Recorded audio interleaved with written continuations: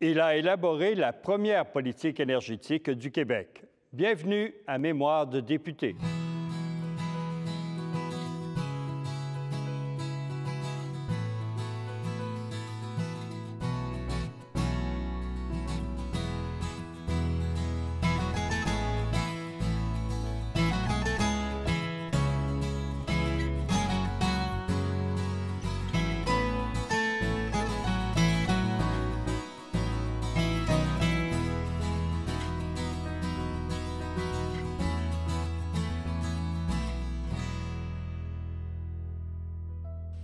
Bonjour, M. Jouron. Bonjour. Pour les élections de 1976, ça s'en venait.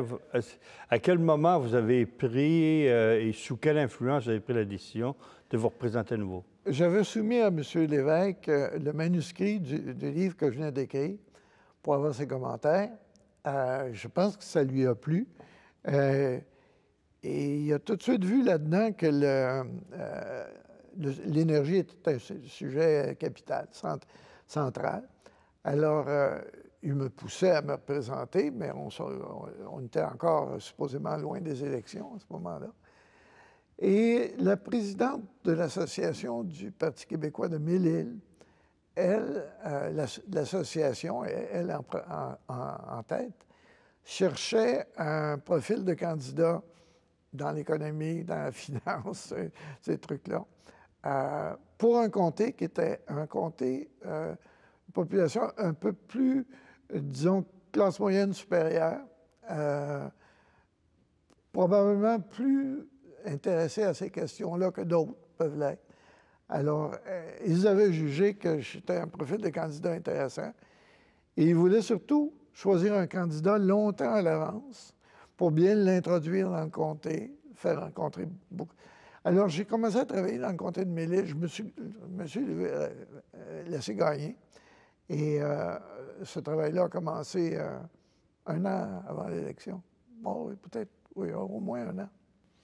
Et aviez-vous une organisation aussi nombreuse, aussi bien structurée que d'Angouin? Ah, tout à fait.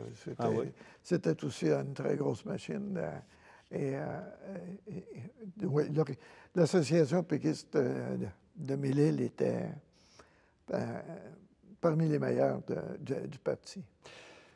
L'élection, à quel moment dans la campagne vous avez senti que, bon, vous pouviez l'emporter, mais qu'aussi, contre toute attente, le Parti québécois pouvait prendre le pouvoir? Bien, je dois vous dire qu'on était pas mal concentrés à travailler dans le comté, où on savait que ça allait très bien, finalement. Mais de là à penser que ça pouvait être aussi généralisé ailleurs, que ça se traduirait par la prise du pouvoir. Moi, je ne me souviens pas d'avoir rêvé à ça. Ça ne m'a pas renversé quand c'est arrivé, mais ça a été au contraire une grande joie. Mais je ne m'y attendais pas vraiment. Est-ce que vous attendiez être nommé ministre dans la formation du cabinet de M. Lévesque? Honnêtement, oui. Parce que c'est un sujet que... L'énergie était un sujet que j'avais fouillé. Je savais que ça allait devenir important. Et je me suis... M. Lévesque m'ayant déjà fait des commentaires, d'ailleurs, sur ce que j'avais écrit précédemment.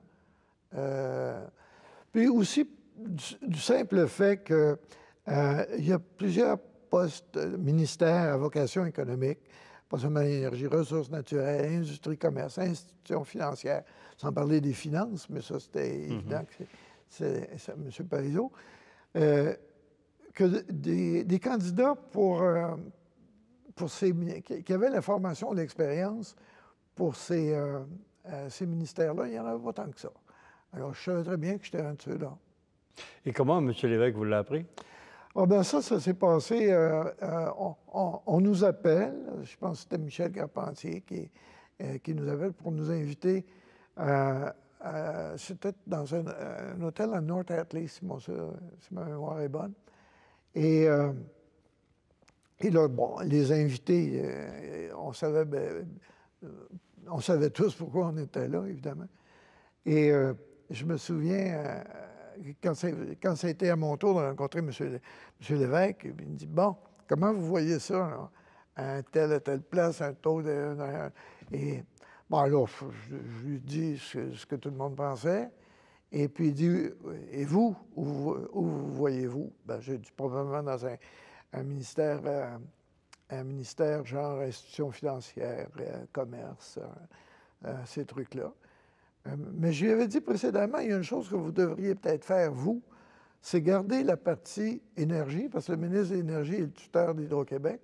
Votre image est tellement associée à celle de l'Hydro-Québec, ça remonte à l'élection de la nationalisation de 62, que vous devriez garder ça pour vous. Alors, il me regarde, mais non, mais j'ai pensé garder ça pour vous. Parce qu'il dit, je vois ce que vous avez écrit, là. Ben, c'est ça qu'il faut faire. Faites-le. Et vous étiez à l'aise, ministre délégué à l'Énergie? Ah oui, très à l'aise. J'étais dans mon élément, j'adorais ça. C'est pas un ministère qui requiert... Là, on n'est pas un ministère de service avec le public. C'est un ministère... ben, c'est un ministère... La raison pour laquelle ce n'est pas devenu un ministère permanent, justement, c'est parce que c'est pas un service... Il n'y a pas de clientèle. C'est un ministère, disons, de cogitation. C'est là qu'on élabore des politiques, mais on ne rend pas des services à la population. C'est Hydro-Québec qui le fait. Ben, c'est ça, oui, exactement. C'est un peu spécial comme domaine. Vous avez quand même eu un litige avec votre homologue fédéral, M. Gillespie, à l'époque, en 1977, qui voulait prendre le contrôle sur toutes les formes d'énergie. Enfin, peut-être que j'arrondis un peu vite. Qu'est-ce qui s'est passé là-dedans? Bien, c'était pas tellement une question de contrôle encore, mais c'était sur un sujet très spécifique, très particulier. Et ça, c'est arrivé très tôt. Je pense que c'était dès le mois de janvier.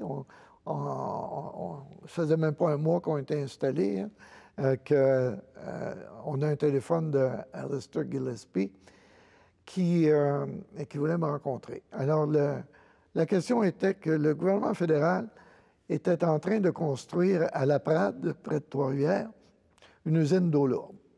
C'est une installation, ce sont des investissements très importants. C'est une grosse affaire. Tout ce qu'il y avait de nucléaire en construction et qui était à la veille d'être terminé au Québec, c'est la centrale qu'on appelle Gentilly 2. Alors, Gillespie dit, bon, on ne peut pas imaginer qu'une usine d'eau lourde va desservir une seule centrale nucléaire. Une usine d'eau lourde doit au minimum en servir 3 ou 4. Un peu comme le développement nucléaire s'est fait en Ontario par des grappes de 4 centrales. Bruce, Pickering, toutes ces...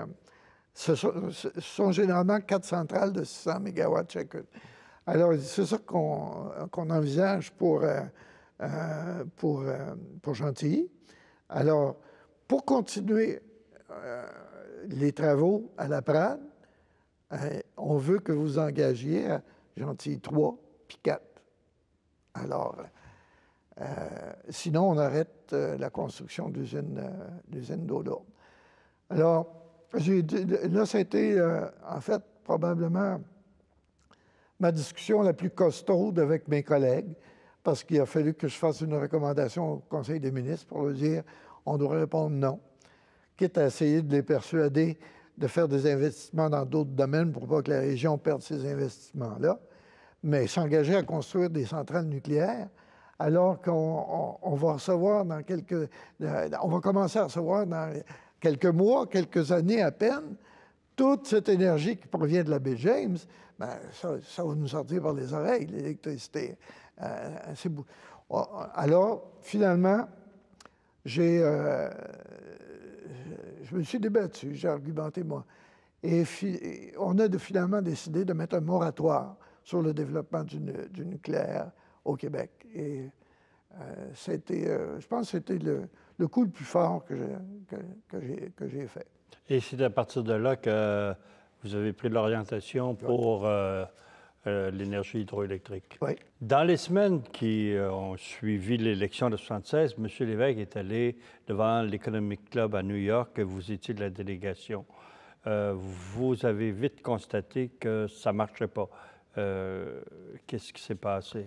Bien, c'était un excellent discours, mais qui ne s'adressait pas aux bonnes personnes. Si ça avait été prononcé devant, je ne sais pas, à l'université d'Harvard, de Yale ou Columbia, ça aurait été un triomphe. Mais devant des gens qui sont pratico-pratiques et qui veulent savoir what's going to happen with my money tomorrow, c'était trop théorique, c'était trop Sciences Po, cours d'histoire, et finalement, ça n'a pas plu.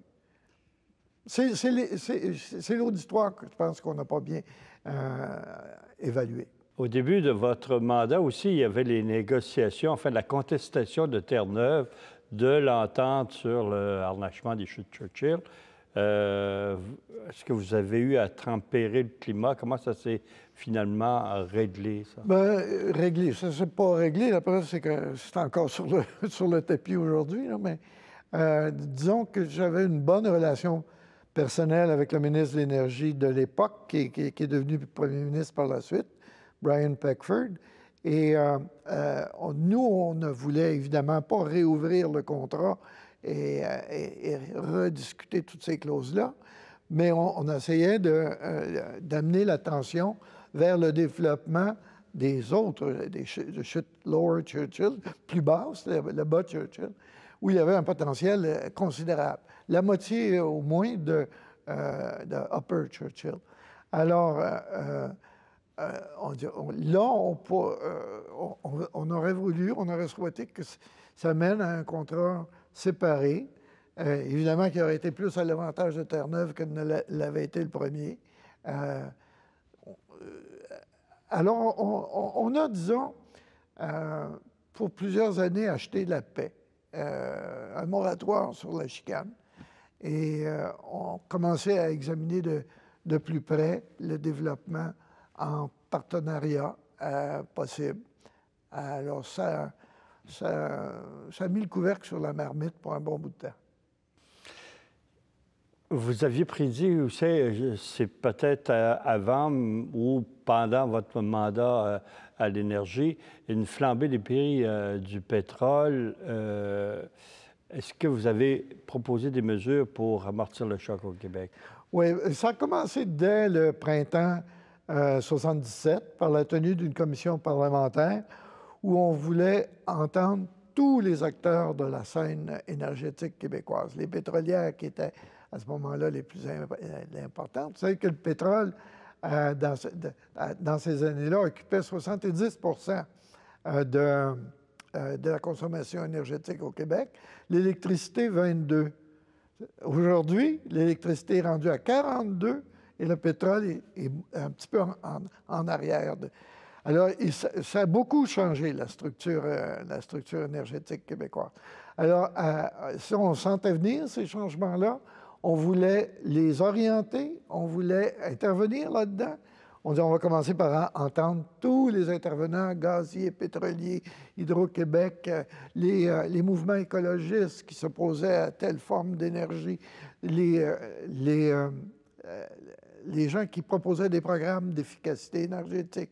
On a entendu beaucoup de monde. À partir de ce moment-là, on savait où on voulait aller. Et en juin 1978, à peu près un an plus tard, on a déposé le livre blanc, la première politique énergétique du Québec, qui s'appelait « Assurer l'avenir », avec des objectifs très clairs, et rationaliser la consommation d'énergie, la rendre plus efficace, plus rentable, et économiser tout ce qu'on peut, augmenter considérablement la part de l'électricité dans le bilan. Ça donnait bien parce que les prix du pétrole montaient, puis l'électricité de la baie James s'en venait. Alors là, on avait une combinaison gagnante-gagnante. Faire un peu plus de place au gaz naturel, qui était largement disponible et qui l'est encore. Et finalement, on a, ça c'est un autre, changé le mandat d'Hydro-Québec pour... le mandat d'Hydro-Québec était d'assurer, répondre à la demande. Point. On dit, répondre à la demande avec quelques petits mots de plus qui sont extrêmement importants dans le cadre de la politique énergétique du Québec. Alors, ça pourrait être qu'à un moment donné, on encourage d'autres formes d'énergie. On voulait mettre l'accent sur les énergies renouvelables, par exemple. Bon, en tout cas, bref, le livre blanc a été déposé en juin 1978 et il donnait aussi des objectifs pour 1990.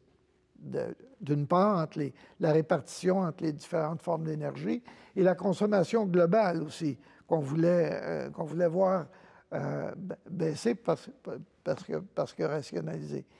On avait des objectifs donc précis pour 90, un peu moins précis pour 2000. Bien, je suis bien content de savoir qu'on est arrivé pile. Ah oui? Ah oui. En 90, c'était à quelques virgules près, là, exactement ce qu'on avait prédit, puis en 2000 aussi. Alors, finalement, je pense qu'on avait fait un bon coup. La politique a été bien suivie pour une fois. Quel bilan vous faites de la politique, pas seulement de la politique énergétique, mais de vos années de ministre délégué à l'Énergie? Moi, je pense qu'on a fait notre devoir.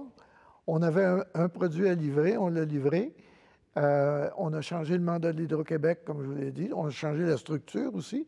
C'était une commission de 5 membres. C'est devenu une compagnie plus moderne avec un conseil d'administration, un président du conseil distinct du directeur, du PDG, du directeur général. C'est ça que j'ai compris que c'est ça que M. Lévesque voulait que je fasse quand il m'a confié ce dossier-là. On l'a fait et puis je pense qu'il en était satisfait. Lors du débat de la loi 101, la Charte de la langue française en 1977, qui était une des grosses législations du premier mandat, quelle était votre position, vous, par rapport à ce qu'on appelait la clause Canada, de permettre aux enfants de parents anglophones d'aller à l'école anglaise Moi, au Québec? ma position, comme celle, à ce moment-là, je pense du docteur Lorrain, Claude Charon, c'était, et puis d'autres aussi, là, mais je me souviens plus de tout le monde, c'était l'école anglaise, oui, pour des gens de parents anglophones au Québec. Mais s'ils viennent d'hors Québec, vers l'école française. M. Lévesque y était farouchement opposé. Une majorité du conseil de ministres l'était. Alors, c'était tu te ranges ou ben non, tu t'en vas. Alors, ça n'a pas été déchirant comme débat.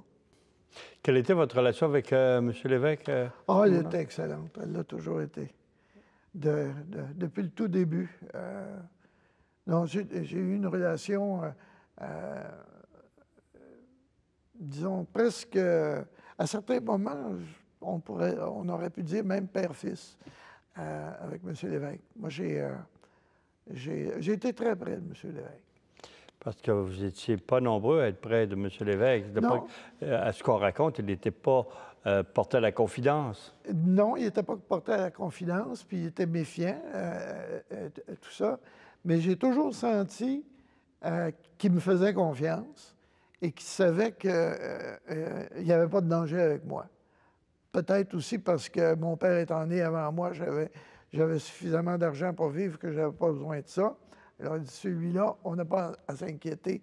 Je sais que ça va rester propre. La loyauté était là. Oui, et ça, oui, on a toujours été très près. Mais il vous a changé de ministère en 1979. Là, vous prenez institution financière, Oui. domaine que vous connaissiez, coopérative... Les consommateurs. Et consommateurs. C'est un drôle de ministère, celui-là. Mais... comment vous avez perçu ce changement-là? Bien, parce que je pensais que j'ai perçu ça comme la job à l'énergie est terminée.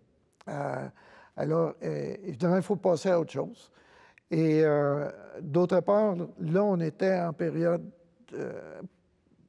proche du référendum. Ça approchait à grands pas.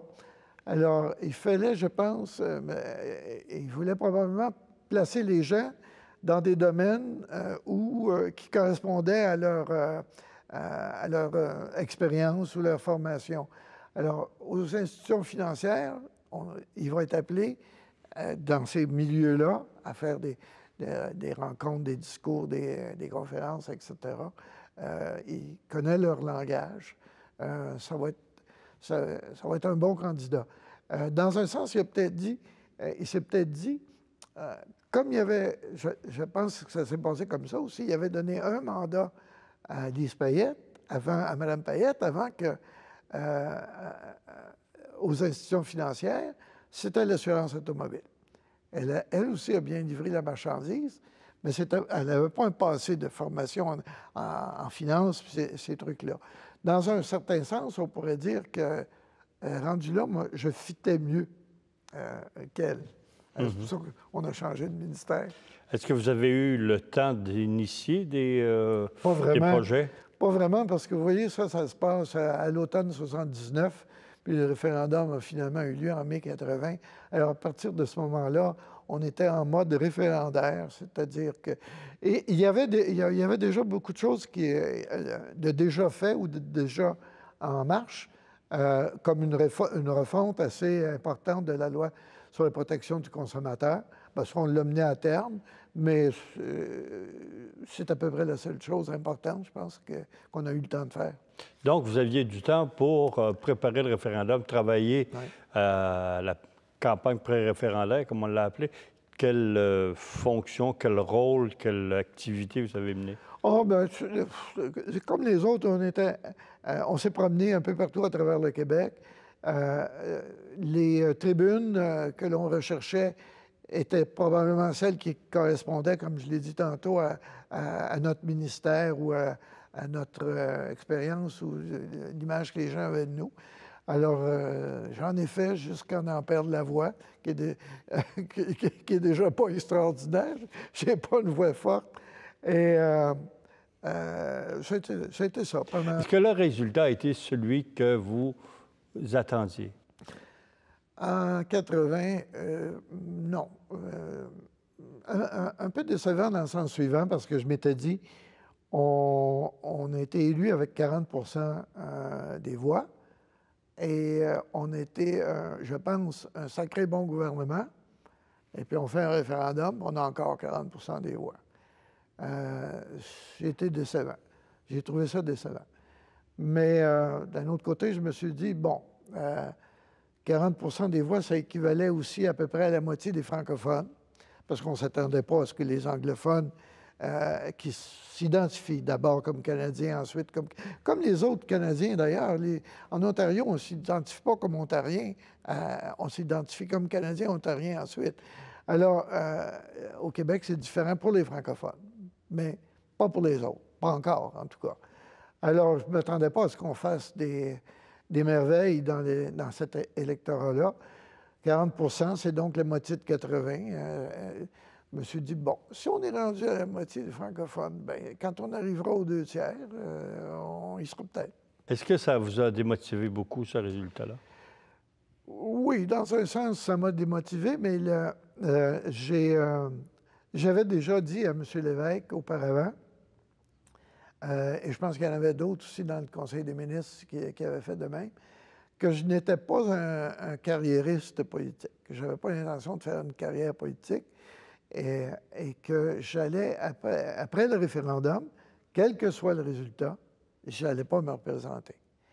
J'ai dit, si le résultat est favorable et que le Québec devient un pays indépendant, il y aura certainement bien des jobs à faire que on trouvera quelque chose où je pourrais être utile, mais pas comme député. Mais vous avez démissionné comme ministre en novembre 80. Les élections n'étaient pas déclenchées. Pourquoi l'avoir fait à cette époque-là plutôt que d'attendre l'élection? Bien, je l'ai fait en même temps que deux autres, Mme Payette et Jacques Couture, qui, probablement pour les mêmes raisons, ne voulaient pas faire une carrière en politique eux non plus, et qui avaient probablement annoncé à l'avance à M. Lévesque que ça arriverait comme ça.